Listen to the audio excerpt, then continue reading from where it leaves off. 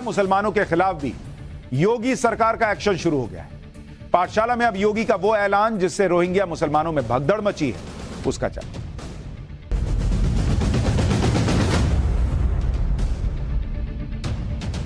अवैध रोहिंग्या घुसपैठियों में अब भगदड़ मच गई क्योंकि यूपी में ऑपरेशन रोहिंग्या शुरू कर दिया गया है।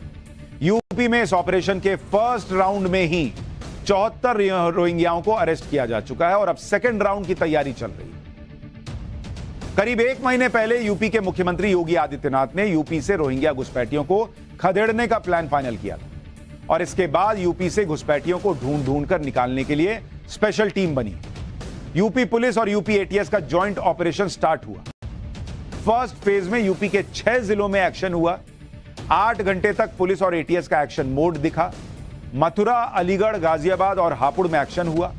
मेरठ और सहारनपुर में भी सर्च ऑपरेशन चला। तलाशी हुई, कागज चेक किए गए, घुसपैठियों को अरेस्ट किया गया। यूपी एटीएस ने यूपी में 74 रोहिंग्याओं को पकड़ा। इसमें मथुरा से 31 रोहिंग्या पकड़े गए अवैध रूप से घुसे हुए। अलीगढ़ से 17, गाजियाबाद से 4, हापुड़ से 13 रोहिंग्या, मेरठ और सहारनपुर से 2-2 रोहिंग्याओं को अरेस्ट किया गया। सबसे ज्यादा रोहिंग्याओं की गिरफ्तारी मथुरा से हुई है।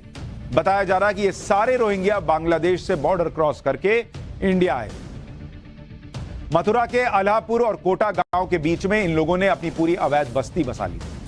मथुरा में अवैध रोहिंग्या बस्ती जो है, आपको उस पर एक रिपोर्ट दिखाता हूं कि किस तरह से इन लोगों ने पक्के मकान तक बना लिए थे, जिस पर अब योगी सरकार एक्शन ले रही है।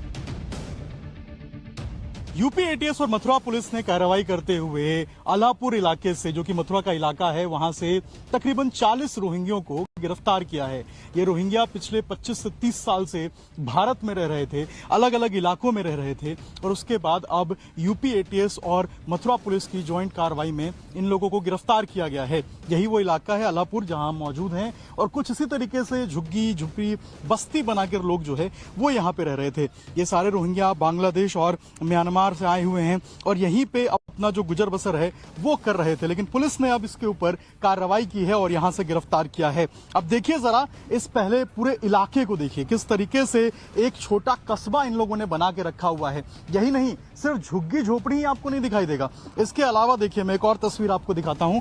यहाँ पे बकायदा पक्के मकान भी जो हैं वो बना दिए गए हैं, यानी कि जो पुराने लोग हैं यहाँ पे, जो 15-16 साल से हैं, उन्होंने अब पक्के मकान बनाने भी यहाँ पे शुरू कर दिए हैं। ये जमीन बताया जा रहा है किसी जो है व्यक्ति की थी जो आसपास ही रहता था और उसने इस जमीन को किराए पे दिया था और उसके बाद यहाँ पे बसना जो है उन लोगों ने शुरू कर दिया था और झुग्गी झोपड़ियों के साथ साथ जो पक्के मकान हैं वो बना दिए थे। शौचालय भी देखिए आपको नजर आएगा, कुछ इस तरीके से शौचालय भी बना दिए गए थे। पीने का पानी के लिए भी पीछे का जो हिस्सा है उसका इस्तेमाल किया जा रहा था। जो आसपास के लोग हैं वो यहाँ पे आके रहते थे और एक पूरे तरीके से आप समझिए कि इसको एक कस्बा बना के, एक छोटा गांव बना के ये लोग जो है वो रह रहे थे। यहाँ तकरीबन 50 से 60 परिवार बताया जा रहा है कि यहाँ पे रहते थे और कुछ इसी तरीके से किसी के पास ट्रैक्टर आपको दिखाई देगा, किसी के पास मोटरसाइकिल, किसी के पास रिक्शा और यही तरीके से इन्हीं पूरे इलाके में, ये अल्हापुर का जो पूरा इलाका है, यहीं पे ये सारे लोग जो हैं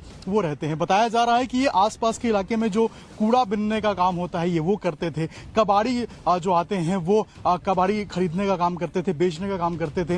होटल से जो कूड़ा कचरा निकलता था उसको वो चुनने का काम करते थे और उसके बाद अपने परिवार के साथ यहीं रहते थे। यानी जिन पर आरोप है कि अवैध रूप से घुसे हुए रोहिंग्याज हैं, उन पर अब योगी सरकार एक्शन ले रही है।